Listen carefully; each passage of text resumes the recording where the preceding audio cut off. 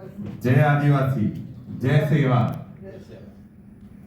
जय जगत और जय मूल निवासी। हमारी लड़ाई तो अभी सबसे बड़ी वही है कि हम मूल निवासी हैं।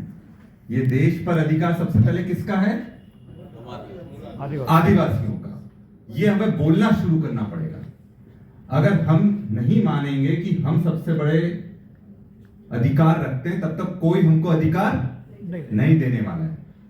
यहां पर कितने लोगों को सिर्फ इंग्लिश आती है? एनीवन? Only English? हिंदी समझते सब? आती। क्योंकि क्या है कि हमें किसी को पीछे नहीं छोड़ना है, अपनी भाषा को भी पकड़ कर रखना है और दूसरी भाषाओं को भी सीखना है। आदिवासी तैसी तो आगे बढ़ेगा।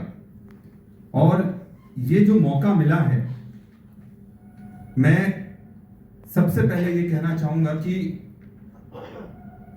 के राजू सर से मैं अभी से नहीं जुड़ा हूं। के राजू सर से मैं 10 साल से जुड़ा हूं, मतलब 2016-2015 से। और जब पहली बार मैं इनके पास आया था तो मैं सिर्फ एक डॉक्टर तो था ही, मैंने सर्जरी में मास्टर्स करा है, सर्जरी में गोल्ड मेडलिस्ट हूं मैं, तो खूब सर्जरी करी है।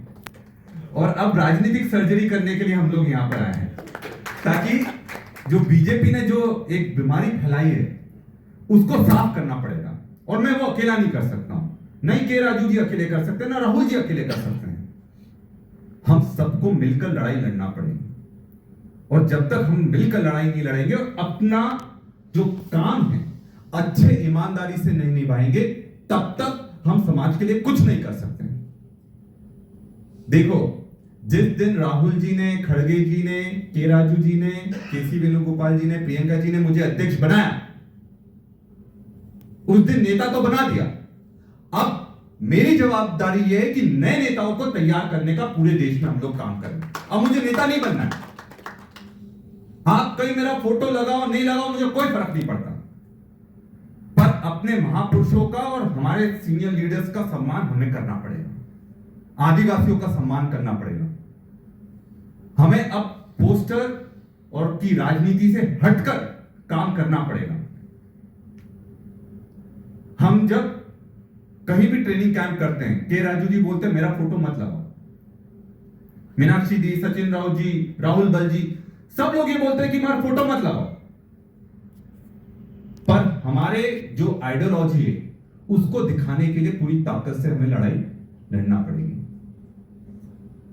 आज एक कोइंसिडेंस है कि मुझे जब अपॉइंट करा गया था तब 11 तारीख ही थी और आज भी 11 तारीख है, मतलब 1 महीना हो गया। और मैं शिवाजी राव मोगे जी से फर्स्ट टाइम पता है कब मिला था? वो भी एक बहुत आइकॉनिक जगह थी जहां हमारी मुलाकात हुई थी। मैं पूरे मध्य प्रदेश में एक यात्रा निकाल रहा था। जो आप सबने सुना होगा, मध्य प्रदेश में एक आदिवासी पर पेशाब कर दी थी, यूरिनेट कर दिया था बीजेपी के लोगों ने, जो सीधी पेशाब कांड था, बहुत बड़ा कांड हुआ था। और मणिपुर कांड भी उसी के आसपास हुआ था। तो मैंने पूरे मध्य प्रदेश में यात्रा निकाली थी 2200 किलोमीटर की। एंड उस समय में यूथ कांग्रेस का स्टेट प्रेसिडेंट था। और फर्स्ट टाइम किसी स्टेट प्रेसिडेंट को, मेरे साथ मेरा भाई रामू टेकाम भी थे, हम दोनों को मौका मिला था कि प्रदेश कांग्रेस कमेटी को यात्रा को लीड करने का। तो एक यूथ कांग्रेस के लड़के को पूरे मध्य प्रदेश की यात्रा को लीड करने का फर्स्ट टाइम मौका मिला था। और हमने पूरे मध्य प्रदेश में हर ट्राइबल डिस्ट्रिक्ट में गए। टोटल 47 सीट्स हैं, उसमें से 37 सीट्स पर हम लोग यात्रा लेकर गए और पूरे मध्य प्रदेश को नाप दिया 1 महीने तक। और उसका यह इंपैक्ट पड़ा कि मध्य प्रदेश में भले बीजेपी ने बहुत गड़बड़ करा, टोटल 66 सीट्स मध्य प्रदेश में आई और उसमें से 23 सीट्स ट्राइबल सीट्स थी मध्य प्रदेश में जो आज है। तो ये इंपैक्ट होता है यात्राओं का। और हम मोटिवेट भी राहुल जी की यात्रा से हुए, भारत जोड़ो यात्रा से हुए। और मैं आपको बता दूं कि के राजू सर की एक बहुत बड़ी दिक्कत है, एक बहुत बड़ी प्रॉब्लम है। उनको फर्जी लोग पसंद नहीं आते। उनको इम्पोस्टर्स पसंद नहीं आते कि एक बार दिया और मिल जाएगा। यहाँ एलोपैथी की दवाई नहीं चल रही है, आयुर्वेदा होम्योपैथी की दवाई है। थोड़ा असर करने में टाइम लगेगा पर पक्का असर होगा। तो हम लोगों को याद रखना पड़ेगा कि हम लोगों को देखो, किसी पोस्ट के लिए मत लड़ो, एमएलए बनना है इसलिए मत लड़ो, मेंबर ऑफ पार्लियामेंट बनना है इसलिए मत लड़ो। हमें कांग्रेस को बचाना है और आदिवासी समाज को बचाना है, इस चीज के लिए हमें लड़ना पड़ेगा और ऑनेस्टली लड़ना पड़ेगा। मैं आपको बताऊं, मैं एमएलए बना, उसके बाद भी हमने एजिटेशंस करे, लड़ाई लड़ी, और जब जेल जाने की बात आई तो मैं 3 दिन जेल रहकर आया। नहीं तो क्या होता है कि आदमी एमएलए बन जाता है, सोचेगा छोड़ो यार, अब उनको तो मिल गया है, बट वो आग अंदर से जाती नहीं है। और अभी फिर जेल जाना पड़ेगा तो फिर जाऊंगा मैं, और ये आग आप सबको जगाना पड़ेगी। देखो, जिस नेता पर एफआईआर नहीं, वो नेता नहीं मैं मानता उसको। कितने लोगों पर एफआईआर हुई आप में से? तो बाकी लोगों के लिए टारगेट है, याद रखना, सीरियस टारगेट है। अगर आप पर एफआईआर नहीं हुई है मतलब आपने लड़ाई पूरी ताकत से नहीं लड़ी। राहुल जी ने क्या बोला? राहुल जी ने एक सीधा सीधा बोला है कि कांग्रेस में दोनों टाइप के लोग हैं, एक जो जमीन पर काम करते हैं, लोगों की लड़ाई लड़ते हैं, संघर्ष करते हैं, उनके बीच में रहते हैं, और दूसरे जो बीजेपी से साठ-गांठ कर चलते हैं। तो हमारा को अगर वो टैग हटाना है तो सबसे पहले इतनी ताकत से लड़ाई लड़ो कि बीजेपी जो भी आपके अपोजिशन है उसको एफआईआर तो करना पड़ेगी, क्योंकि देखो एफआईआर उसी पर होगी जो लड़ाई लड़ेगा, जो संघर्ष करेगा। अगर महात्मा गांधी जी 6.5 साल जेल नहीं गए होते, नेहरू जी 9.5 साल जेल नहीं गए होते, क्या देश आजाद होता? क्या होता? क्या नहीं होता। तो आप ये मत सोचो कि यार बलिदान कोई और दे देगा, पोजीशन पर हम बैठ जाएंगे, ऐसा नहीं होगा। और आपको मैं बता दूं, अगर जैसे के राजू सर ने बोला, अगर आदिवासी की लड़ाई के लिए आपको अपनों से भी लड़ना पड़ा है तो लड़ाई लड़ो, डरो मत। राहुल जी को जो वो लोग बिल्कुल पसंद नहीं है, और मेरी भले एज कम होगी पर एक्सपीरियंस बहुत हो गया, ठोकरें बहुत खाई, लड़ाई बहुत लड़ी और संघर्ष बहुत करा। जैसे राजू सर ने बोला कि मेरा ऑल इंडिया यूथ कांग्रेस के नेशनल प्रेसिडेंट के लिए ऑलमोस्ट फाइनल हो गया था। अब वहां तो रिजर्वेशन नहीं है, जो ये लोग बोलते हैं कि रिजर्वेशन नहीं है। हमारे आदिवासी का इतना जबरदस्त टैलेंट है, मौका मिलना चाहिए। अगर आप टैलेंट तो दो, सबको पीछे छोड़कर आएंगे हम लोग। ये हमारी कैपेबिलिटी होना चाहिए। और यूथ कांग्रेस का स्टेट प्रेसिडेंट भी मैं बना, इलेक्शन से बना। मेरे जितने वोट आए स्टेट प्रेसिडेंट में, उतने सबके मिलाकर भी वोट नहीं आए, क्योंकि हमको पता है कि हमें बस मौका मिलना चाहिए। हमें मौका मिलेगा तो हम सब कुछ कर जाएंगे।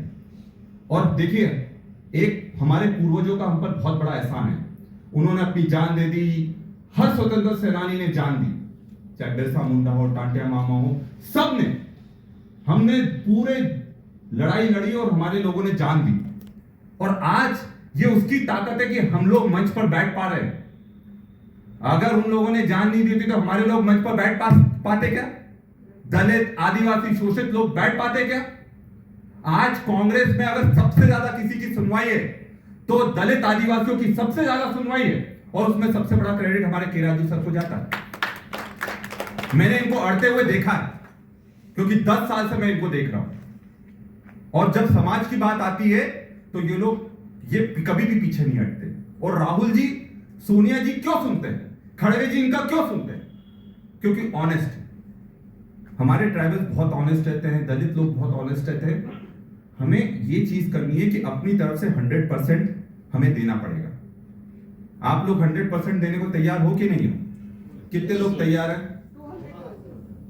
तो एक हाथ से नहीं, दोनों हाथ उठाना पड़ेगा। कितने लोग तैयार हैं? 210%। तो आप लोग पूरी ताकत से कमर कस लो, जमीन पर जो एजेंडा देते हैं उसको पूरी ताकत से करो। बिरसा मुंडा जी का जो 9 नवंबर 15 को जयंती का आ रहा है, हम लोगों को बहुत ताकत से उसको मनाना है और अभी से उसकी तैयारी करनी है। एक और प्रोग्राम जो हमको हमेशा तैयार रहना है, 9 अगस्त का। 9 अगस्त कौन सा है? विश्व आदिवासी दिवस, मतलब वर्ल्ड इंडिजिनस डे। ये हमारे लिए सबसे बड़ी प्रायोरिटी होती है, क्योंकि बीजेपी कभी नहीं मनाती इस डे को, पता है आपको? नहीं मना। हमारे जो स्टेट जहां पर विश्व आदिवासी दिवस 9 अगस्त को छुट्टी देते थे, बीजेपी की गवर्नमेंट आने के बाद उसको कैंसिल कर दिया गया। मतलब वो हमको इंडिजिनस पीपल नहीं मानते हैं, मतलब वो ये नहीं मानते कि हम यहाँ के मूल निवासी हैं, वो ये नहीं मानते कि यहां पर सबसे बड़ा अधिकार हम लोगों का है। तो 9 अगस्त की भी तैयारी पहले से हमको करनी है, और पूरी ताकत से हमको पहले से तैयारी कर उसको किस तरह से भव्य हम मना सकें, उसकी हमको तैयारी करनी है। जो दूसरा इंपॉर्टेंट पॉइंट मैं जिस पर आना चाहूंगा, ट्रेनिंग कैंप्स। देखिए, ट्रेनिंग कैंप्स हमारी बैकबोन है। राहुल जी से के राजू सर और हमने ये वादा करा कि पूरे देश में 25,000 मतलब 25,000 ट्राइबल लीडर्स तैयार कर हम देंगे। कितने तैयार करके देंगे? क्या हम लोग मंच पर बैठे हुए 25,000 तैयार कर सकते हैं क्या? नहीं कर सकते ना। उसमें आप लोगों को बहुत बड़ा योगदान करना पड़ेगा, क्योंकि ये 25,000 जो लीडर्स निकलेंगे ट्रेनिंग कैंप से निकलेंगे। देखिए, शंकर जी का हम बोल ही रहे थे कि जो मौका उनको मिला है, शंकर जी नाम था ना उनका, जो शंकर नायक जी अपने एमएलसी का, जो तेलंगाना में मौका मिला है, वो ट्रेनिंग कैंप में 5 दिन तक थे। तो जो इस ट्रेनिंग कैंप में आएगा उसका भाग्य बदल जाएगा, ये ट्रेनिंग कैंप में। और ये भी याद रखना, संगठन हमें जो ट्रेन लोग हैं, जो संगठन के लिए टाइम दे सकते हैं, उनको सबसे ज्यादा प्रायोरिटी हम लोग देंगे, क्योंकि जो ट्रेनिंग की कमेटी एक जो सेट करी गई है ऊपर, जिसमें के राजू सर हैं, राहुल बल जी हैं, सचिन राव जी हैं, मीनाक्षी जी हैं, इनको ओवरसी करने के लिए पूरा ट्रेनिंग का जवाबदारी दिया गया है। और हम लोग ये इंश्योर करेंगे अच्छे लोगों को ट्रेनिंग दें। आपको अपने अपने स्टेट में ट्रेनिंग कैंप ऑर्गेनाइज करना है। सबसे पहले स्टेट में होगा, उसके बाद आपका हर डिस्ट्रिक्ट में होगा। और उसमें एक चीज का आपको ध्यान रखना है, जिनको भी आप ट्रेनिंग कैंप में बुलाएं, पहले इंटरव्यू प्रोसेस करें। ऐसा नहीं है कि आपने एक सूची बना ली और उनको ट्रेनिंग में बुला लिया। आप पहले इंटरव्यू प्रोसेस करें आप, और ट्रेनिंग कैंप के लिए सबको इनवाइट करें। जो लोग ट्रेनिंग कैंप के इंटरव्यूज के लिए आ सकते हो, दिल्ली से टीम आएगी वहां पर इंटरव्यू लेने के लिए, उन लोगों को, उनमें से 300 लोग आए, 400 लोग, उनमें से 100 लोगों को शॉर्टलिस्ट करा जाएगा। हमने मध्य प्रदेश में ये करा, राहुल बल जी खुद आए थे, बलिया नायक जी से फर्स्ट टाइम मेरी मुलाकात ही वहीं हुई थी, क्योंकि ये इंटरव्यू लेने आए थे। तो इंटरव्यू लिए, उसके बाद जो शॉर्टलिस्ट करी थी, इतने क्वालिटी पीपल थे कि के राजू सर ने बोला